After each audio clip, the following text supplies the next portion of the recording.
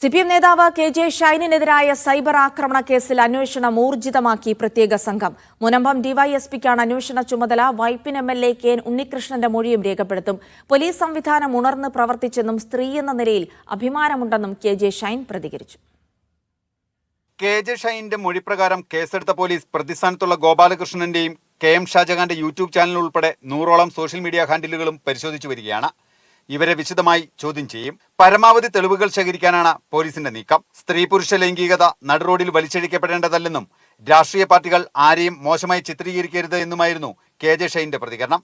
കോൺഗ്രസ് സംസ്കാരം നിലനിന്നെങ്കിലേ അതിനു മുകളിലെ ആശയ ചിന്താഗതിക്ക് പ്രവർത്തിക്കാനാകൂവെന്നും ഷൈൻ. കോൺഗ്രസ് സംസ്കാരം പണ്ഡിറ്റ് നെഹ്റുവും മഹാത്മാഗാന്ധിയും ഇന്ദിരാഗാന്ധിയും ഉൾപ്പെടെ വന്നിട്ടുള്ള കോൺഗ്രസിന്റെ ചില സാംസ്കാരിക മൂല്യങ്ങളുണ്ട്. എല്ലാം അടച്ച് നമുക്ക് പറയാൻ പറ്റില്ല. ആ മൂല്യം ഇവിടെ വന്നാൽ മാത്രമേ അതിനു മേലെ ഉയർന്ന ചിന്താഗതിക്ക് ഇവിടെ പ്രവർത്തിക്കാൻ പറ്റുള്ളൂ. ഷാജഹാനെതിരെ എം.എൽ.എമാരായ പി.വി. ശ്രീനിധൻ, കെ.ജെ. മാക്സി, ആന്റണി ജോൺ എന്നിവരും പരാതി നൽകിയിട്ടുണ്ട്. ഇതിലും കെ.എൻ. ഉണ്ണികൃഷ്ണൻ എം.എൽ.എയുടെ പരാതിയിലും തുടർ നടപടികൾ ഉണ്ടാകും. മീഡിയ 1 കൊച്ചി.